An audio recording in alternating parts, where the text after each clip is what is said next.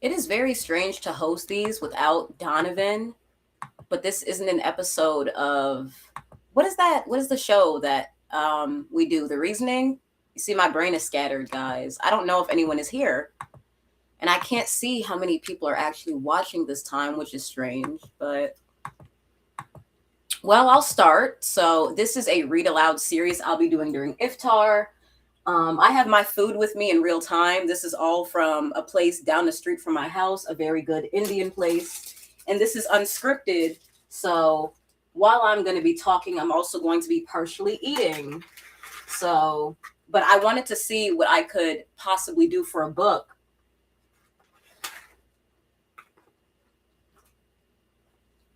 I had a conversation with someone today, and they were telling me, even though the publication name is Iansá, we've been doing so much Islamic stuff lately that it doesn't really feel like, well, they didn't say that directly. What they said was, we've been doing so much Islamic content lately. And I mean, this is Iftar,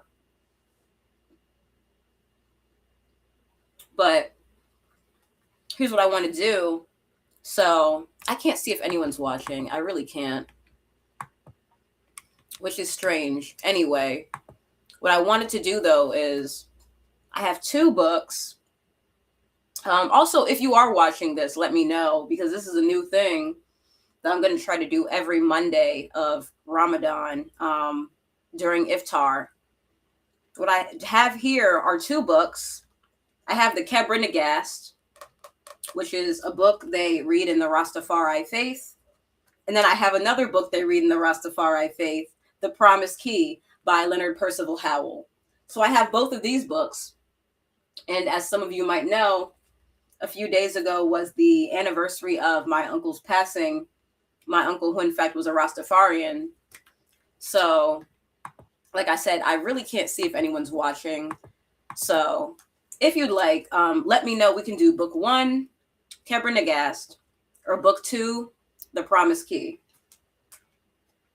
And if not, I'll give it till that's 4 minutes. I'll give it till 6:30, or I'll give it till 6:30 in the next 4 minutes. And if no one leaves a comment or if no one suggests a book, I'll probably go with the Kebra Nagast. We'll probably do that. So I'll give it a second, and I feel like I should have some background music. I really should. But let me give it some time. Let me pull something up on the screen and then to stall. So we have 4 minutes.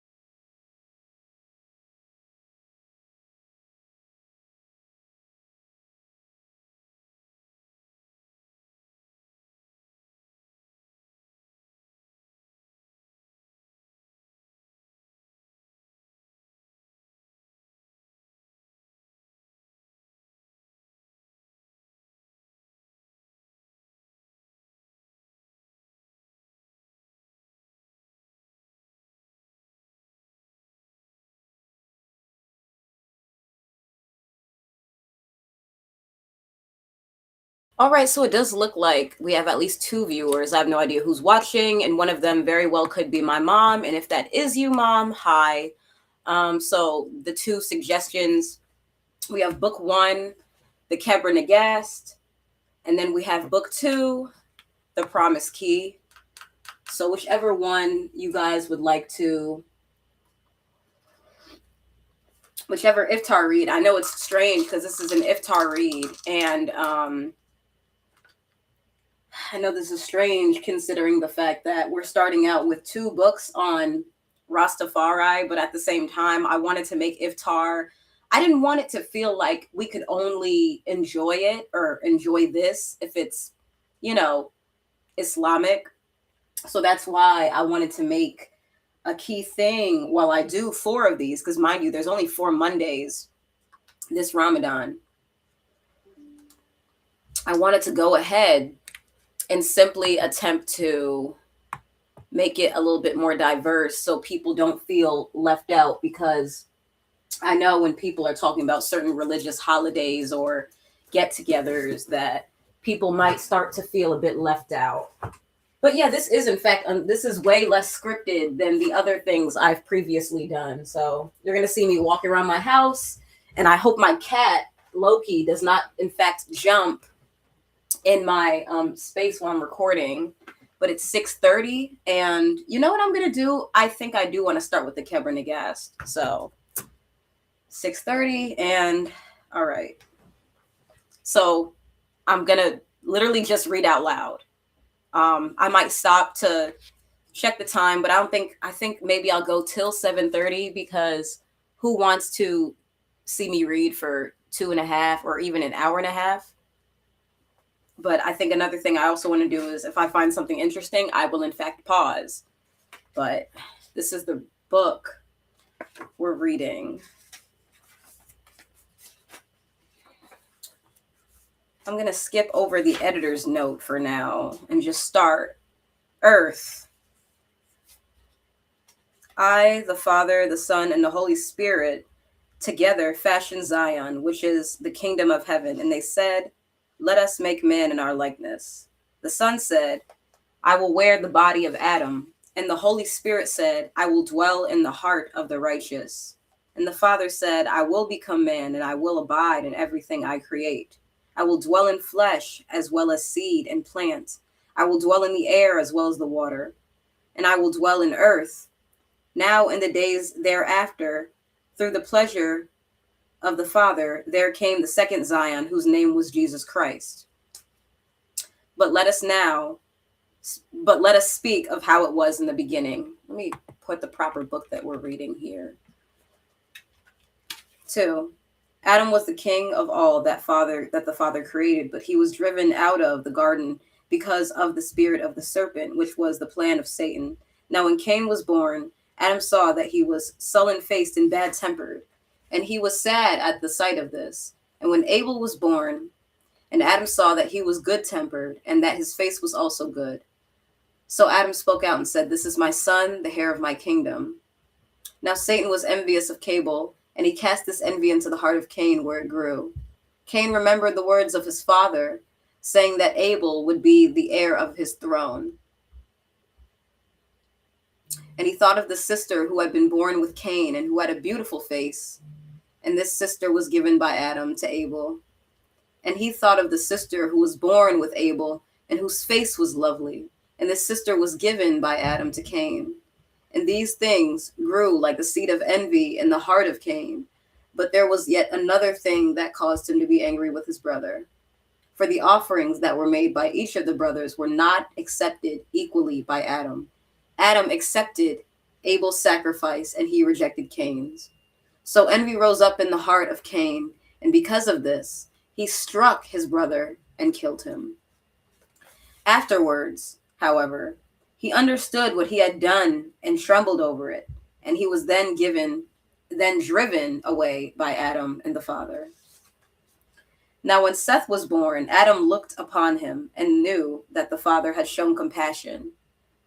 He had given to me the light of my face. And the birth of Seth destroyed the name of the one who slayed his heir. From Adam until Noah, there passed 10 generations, and all during this time, the generations of Cain also propagated and made of themselves a lawless breed that cared nothing for the grace of godliness, the love of the Father. They lived for themselves, and they paid no homage to the Father.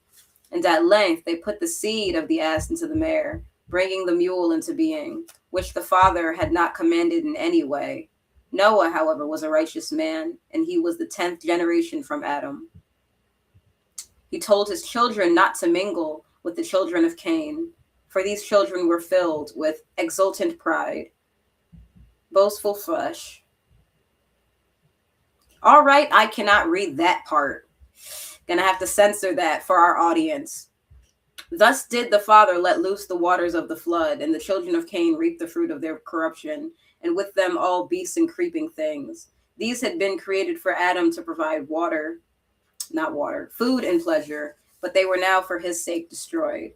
What remained were 8 souls, and 7 of every kind of clean beast and creeping thing, and 2 of every kind of unclean beast and creeping thing. This actually feels more like I'm reading the Bible, but mind you, Rastafarians do in fact read the Bible. They just think the Bible is corrupted, and it has been corrupted because it's been used for white supremacy. But I'll continue.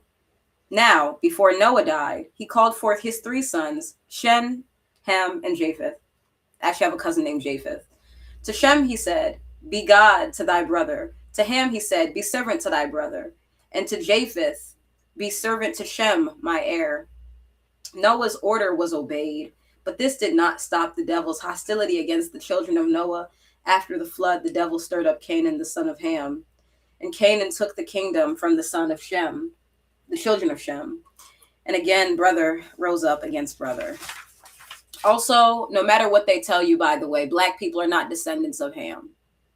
That's just an Iansá side note. That's an editor-in-chief Maryam side note. Whatever those people tell you, well, not those people, whatever certain people tell you, Black people are not the descendants of Ham. But back to my reading. While Noah lived, he saw the kingdom divided, and he prayed to the Father, "If you destroy the earth with a second flood, blot me out with those who perish."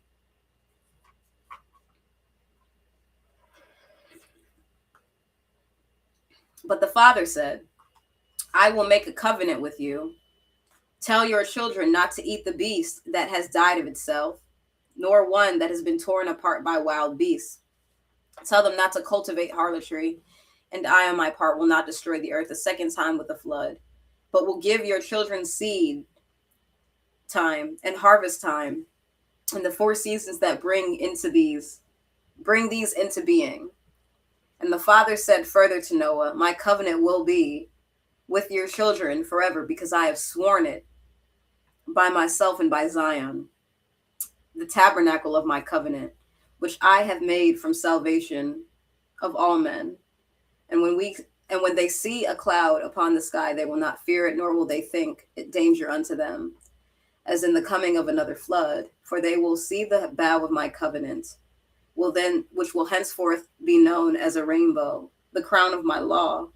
And this crown will remind the children that even though their sins may multiply, their trust in me will be ever in place, because I shall not be angry with them, but will put away my anger and send them my compassion. So even if heaven and earth pass away, my word shall not pass away."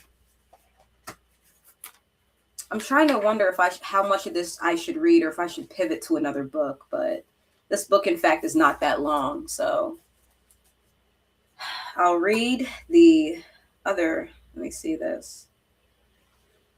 All right. Terah, who lived 8 generations after Shem, had a son whose name was Abram, and on the boy's 12th birthday, his father sent him off to sell idols. Abram told him, "These cannot make deliverance." He told them as he was told, but made no effort to sell them. To those who would buy them, he asked, "Do you wish to buy artificial idols made of wood, stone, and brass?" And the people, hearing the words of the boy, passed by the idols with disdain. Returning home, Abram placed the idols on the roadside, and he spoke to them, saying, "Can you deliver me bread or to eat, or water to drink?" None of the idols answered him, and they remained silent. So Abram defiled them with his feet, kicking the face of one of them and smashing the body of another, until all lay in pieces by the road. And he said to them, if you cannot defend yourselves from harm, how can you defend me? Then Abram turned his face towards heaven and cried, O maker of the universe, creator of the sun, moon, sea. Why can't I go to the next page? And earth, maker of that which is seen and that which is not seen. And from this day forth I will place myself in your care. After saying this, Abram saw a chariot of fire come into the view, and he was afraid, and he fell to the ground and shielded his eyes. Then he heard a voice which spoke to him and said, give up your fear and stand upright. So the father removed fear from him, and the father placed his blessing upon Abram, and said there was now a covenant between them. I will bring down the tabernacle of my covenant 7 generations after you, and your seed shall be salvation of the race. Then the father spoke against the kinsmen of Abram, saying that they were worshippers of idols, and he told Abram to leave the land of his fathers and to go to a new land which he would show to him. Okay. So Abram went to the home of his father, and he took his wife Sarah, and they went forth and did not return to his father, mother, or the land of his kinsmen. But he went to the city of Salem, and they reigned there in righteousness, and the father blessed him greatly. And he died an honorable man with a large kingdom of his own. All right, so there's a few more pages in this, and what I'll do is then I'll pivot to another book, even though I don't think anyone is really watching. But I mean, it'll be up here for you guys to come back. This is not a scripted episode, and this is not like the more dynamic things that Iansá does. So I can understand if and also we still have less than 100 subscribers. So really, but okay.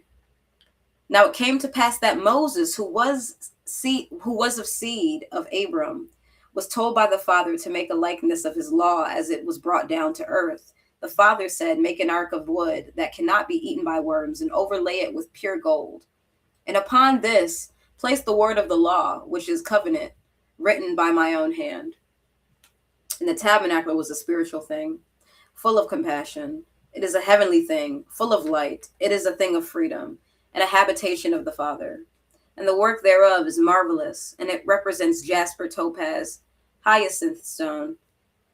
And the crystal and the light catch the eye by force, and it astonishes the mind, for it was made by the mind of God. And the rod of Aaron that was spouted after it withered, though no one watered it with water. Moses covered the ark with pure gold, and made poles to carry it, and rings to hold them. And he made the people of Israel. Mind you, when they say Israel, they are not talking about that little, they'll probably censor me. I'll probably get demonetized. When they say Israel, they are not talking about those European people over there. Anytime you read the Bible and you see the word Israel, they are not talking about the Zionist entity. The Zionist entity was not a thing back then, and the Zionist entity should have never been a thing, quite frankly. But back to my reading. But you see, I said I was going to interject. And he made the people of Israel see it and carry it to the land of their inheritance, which was the city of Jerusalem, the city of Zion. When they were crossing the Jordan, and the priests were carrying it, the water stood up like a wall and did not topple or fall. And prophets were appointed over the people of Israel in the tabernacle of testimony, where the priests and the people redeemed themselves from sin by placing offerings. Moses and his brother Aaron were instructed to make holy vessels for the tabernacle. And these things were gold pitchers, embroidered cloths, candlesticks and bowls, crowns and carpets, hangings and of silk, and the red hides of rams, hyacinth thing, and purple hangings, sardius stones, sapphires and emeralds.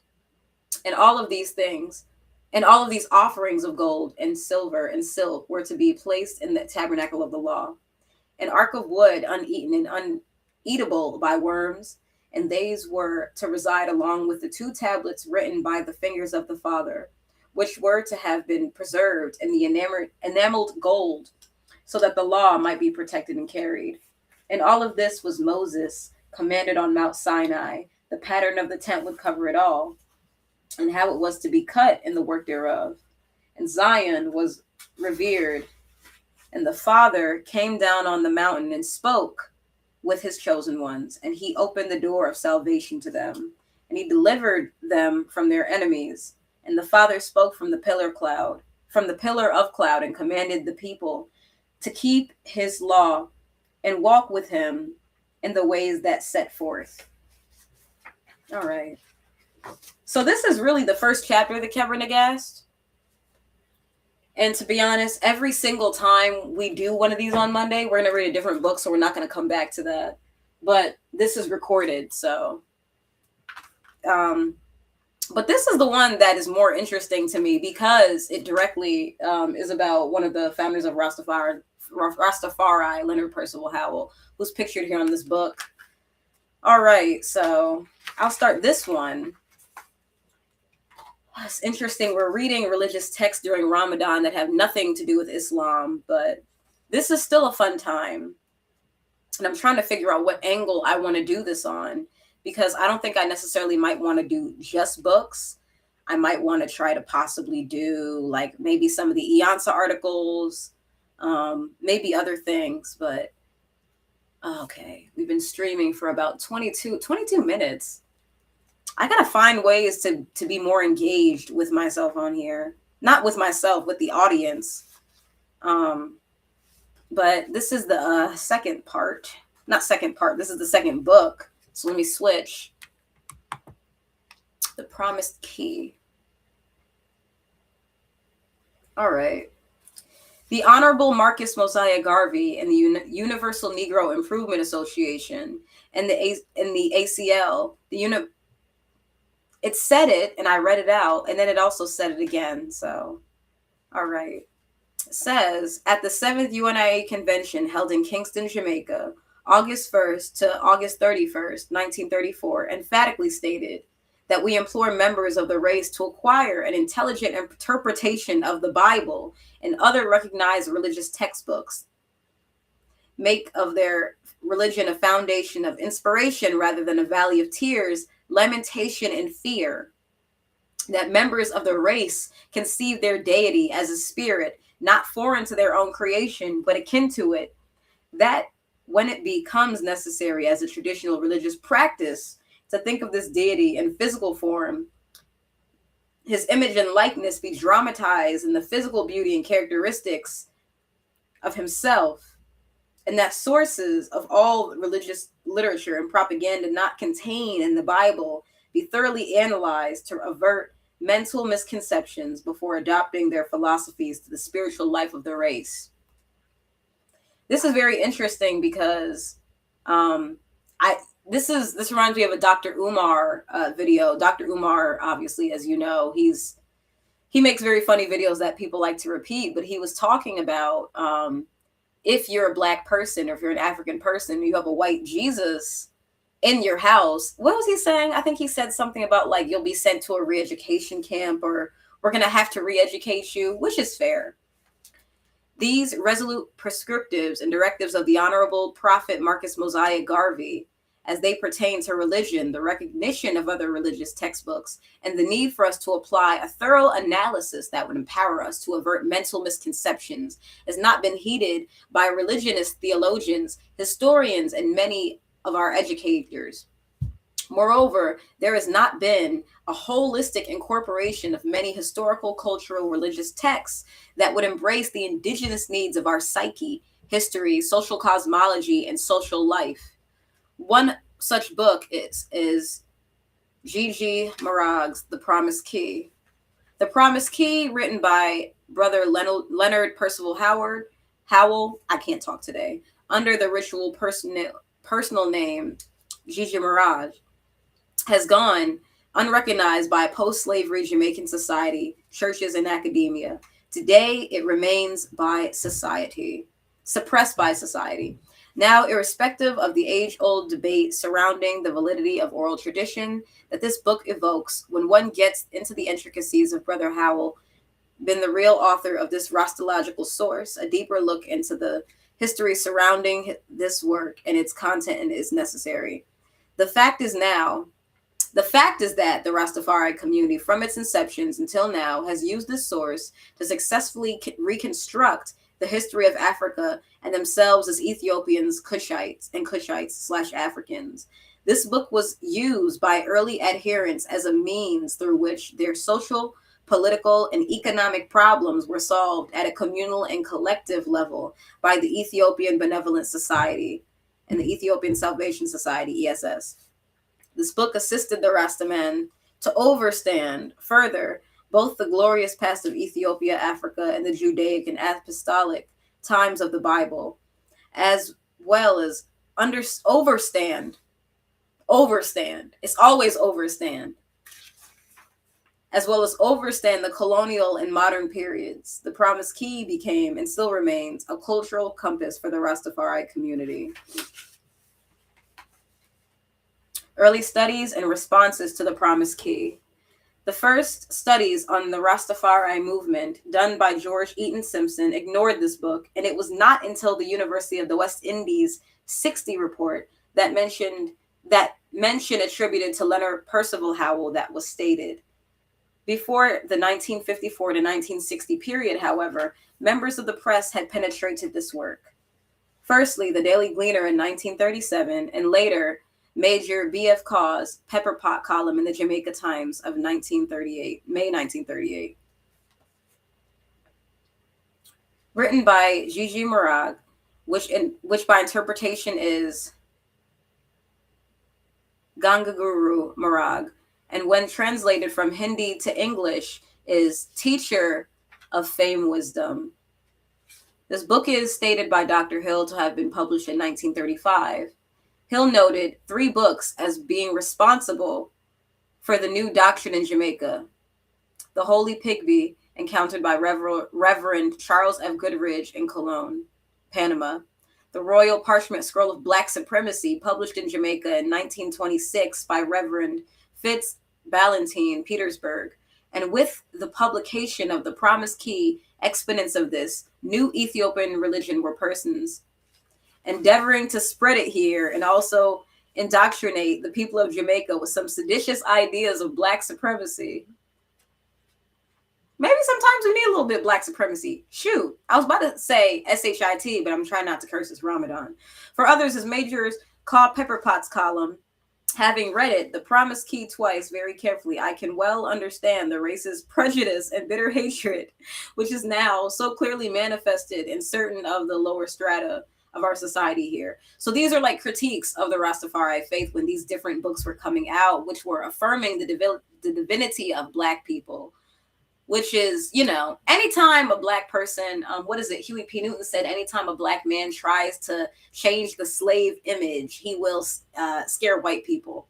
But shoot, the thing about it is, anytime the Black man tries to change the slave image, he'll also scare other Black people. But back to my reading. While that was an ethnocentric failed assumption of a colonial type, this factor points to the Rastafarian movement being an obvious catalyst of the May 1938 rebellion, which was then only a few days away. The fact are, the 1938 rebellion started as a people's uprising against a colonial, racial economy and socio-cultural serfdom oppression. And the Rastafari movement did play an organic role in the events that led to this unfolding. Brother Howell, as the first announcer of this faith, Rastafari, public declaration, heralded Haile Selassie, King Rastafari, as the Almighty and the returned Messiah, as a direct ancestor of the son of King Solomon by the Queen of Sheba. This declaration of core ideas declaring the Ethiopian sovereignty status of the Rastafari community and all African people, further made that ancestral call and demand for repatriation to Ethiopia. This was a symbolic declaration signaling the end of the whole colonial system.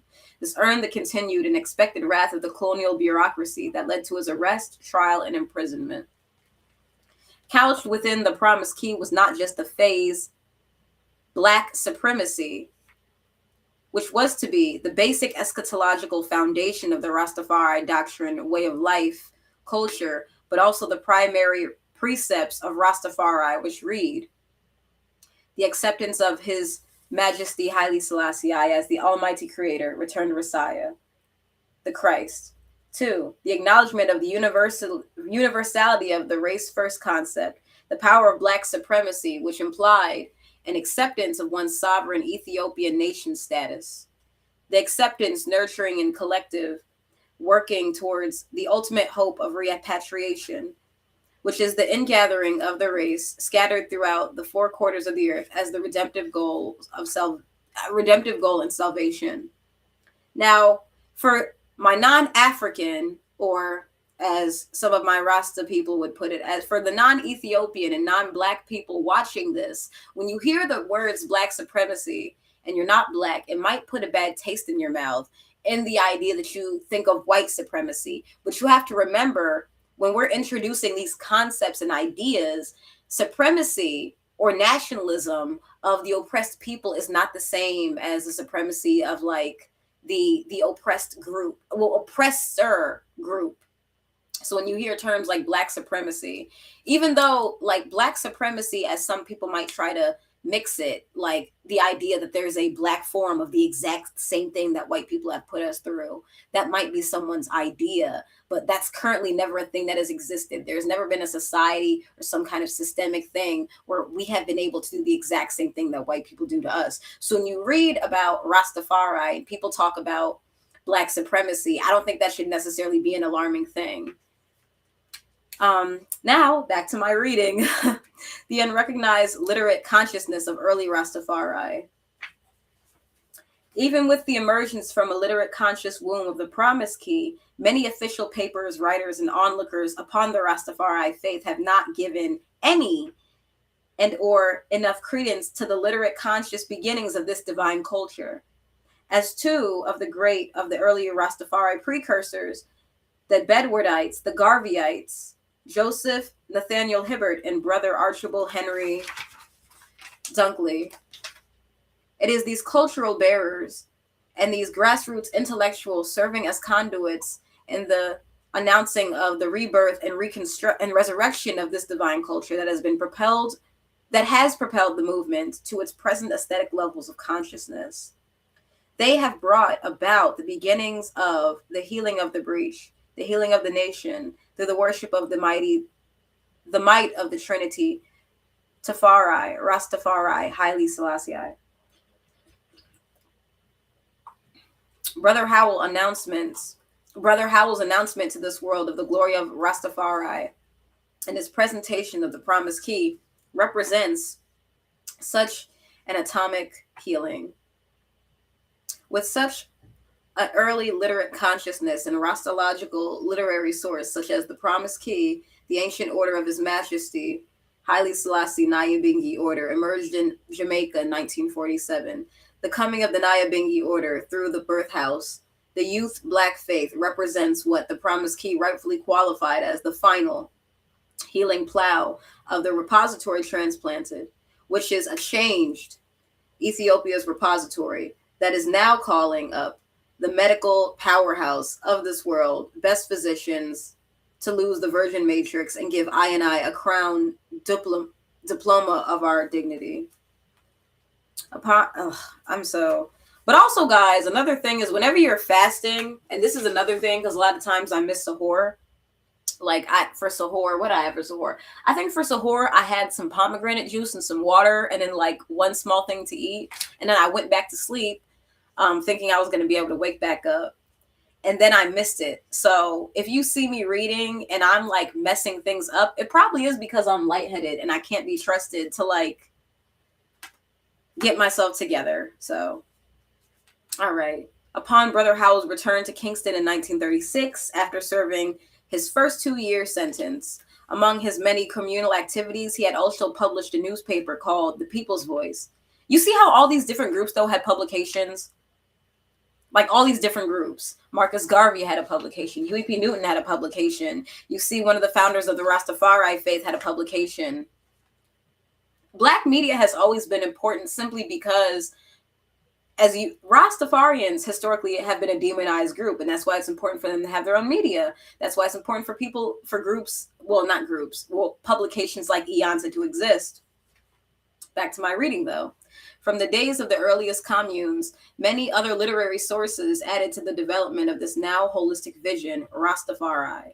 Such went hand in hand with the traditional oral root of an African tradition that is implanted in gerontocracy, i.e., respect for elders, and has been transposed upon unto this plantation, Jamaica. The misperception and non-recognition of the Rastafari historiographic emergence being linked with literacy, high levels of literacy, has made/enabled a continuance of the non-recognition of the Promised Key as been the first primary literary source of the Rastafari community. Many Rastas and Datas, women/sisters of the faith, as the majority of our people have never heard of it or have only heard about it while not being able to see or read a copy. The objectives of reprint. The main objective of this reprinting of this publication is to make my community, the Ethio Rastafari international community in particular, and our peoples in general, further aware of this source and its powerfully rich contents, so that with its in-depth analysis, new communal Black developmental perspectives will emerge to confirm and verify the present tenets and principles of the Rastafari culture, while inspiring new progressive perspectives rooted within the Rastafari faith/culture. He put two twice. It is our hope also that along with the Rastafari international community and all Ethiopians, all our people, and other friends of Ethiopia, friends of humanity, will learn to nurture the key axiomatic developmental values of selfhood, self-reliance, and self-determination that are contained in this book. That's real. Everything we read with Iansá, though, is primarily about self-determination. I wouldn't, or everything that we do with Iansá is essentially a push forth of self-determination. But back to my reading. This is a book that represents and demonstrates the social, cosmological features of the Rastafari culture as it presents brief but crucial insights into Ethiopia's, i.e., the Africans, past history and the resulting predicaments that face her presently.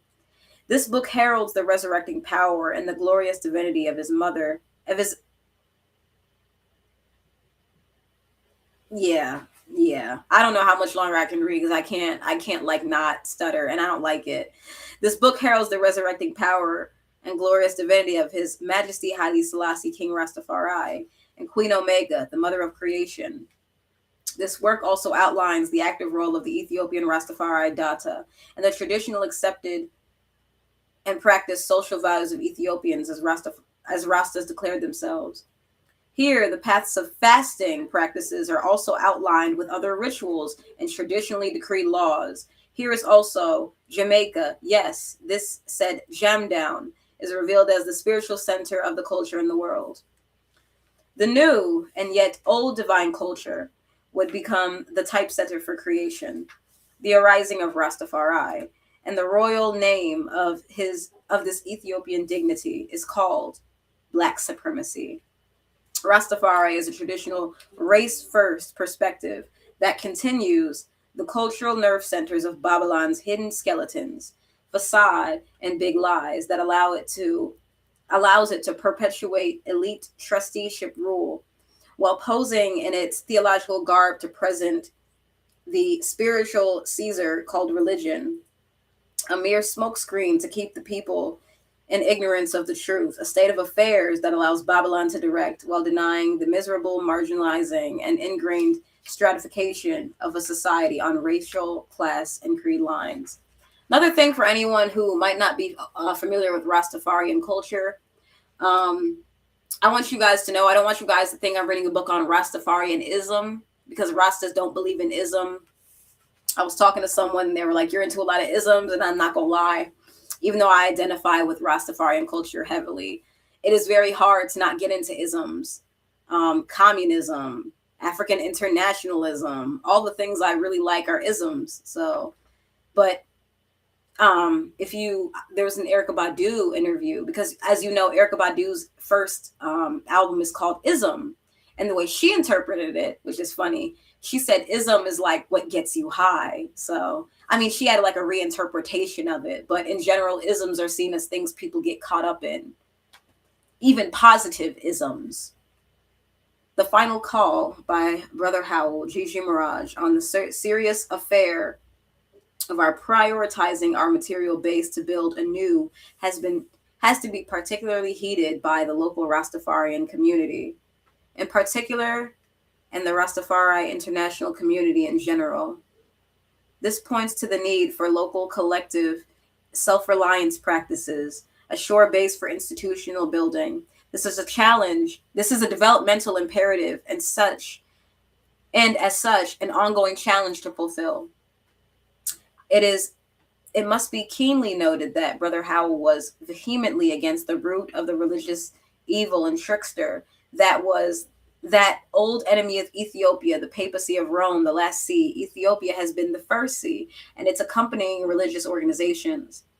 At this point, the countercultural lines are drawn and leaves the gong, Brother Howell, to chant.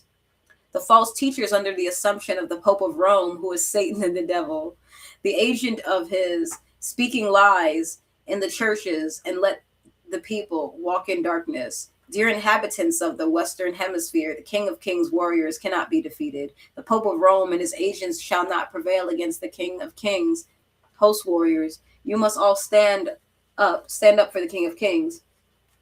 Ooh, this part's really good. Now, we the black people have no pardon to beg white supremacy, no favor to ask, for she is an acknowledged deceiver. From BC 4001 to AD second score, she faked all Christianity. Black supremacy, the church triumphant, have denounced her openly. We gave ourselves to be slaves for 400 of years. We gave up King Alpha and Queen Omega, the first and last. Now we are disgusted with them. We wash our hands of them for life.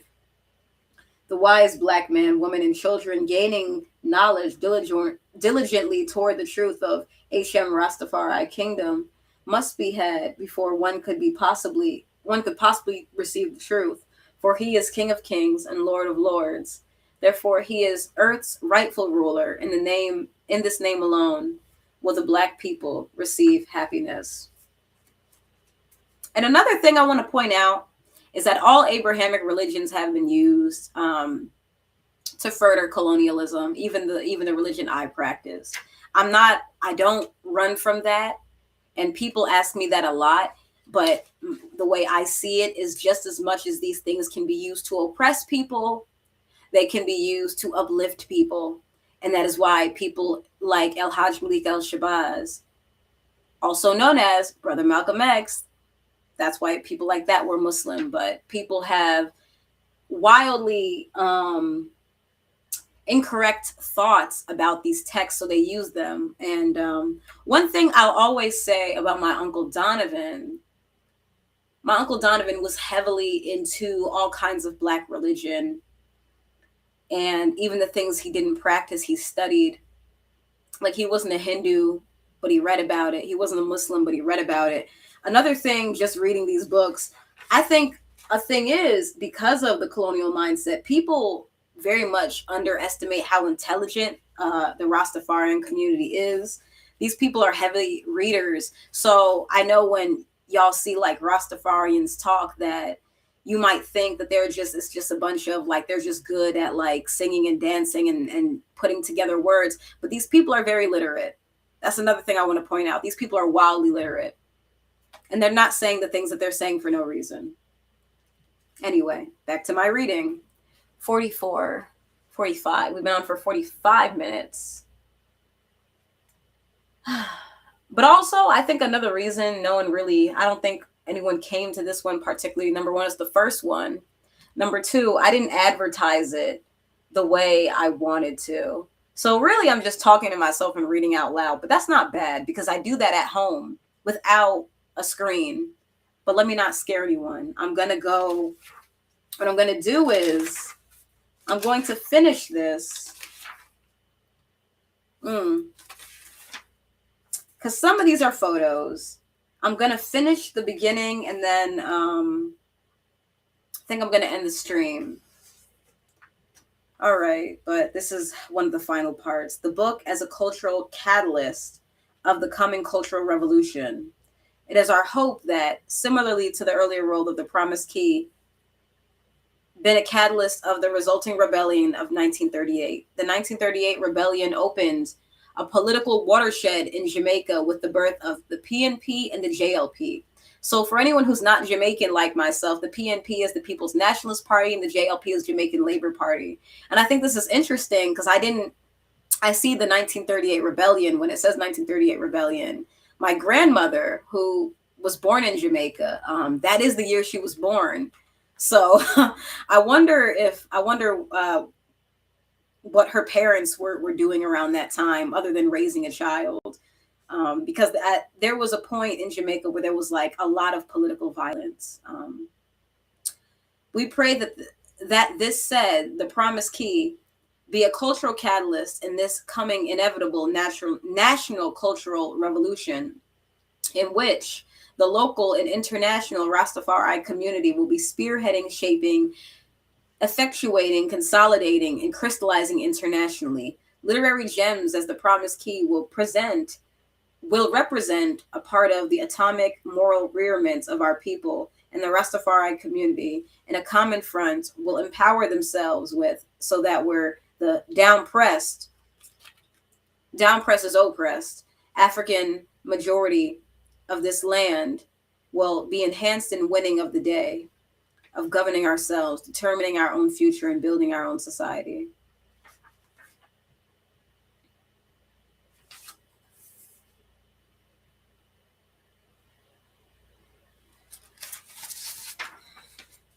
The thing about that was the introduction to the book, and it wasn't the first part of the book. Let me see. Because if these are thick, I might stop the stream. And I know we're not seeing a lot of viewers this time because I didn't advertise this. I feel like I'm in a party session. Like, I am self-critical. I am self-critical for not having advertised this properly, because this was a last-minute thing I decided to do.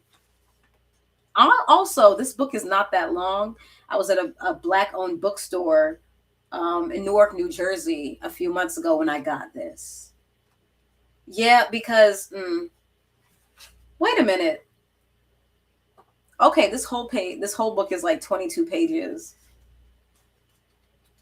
I wonder if I should stay on and read it because... ah, man, because I just went through a bunch of... But you know what? I might just read this on my own because I didn't even realize this book was as short as it was.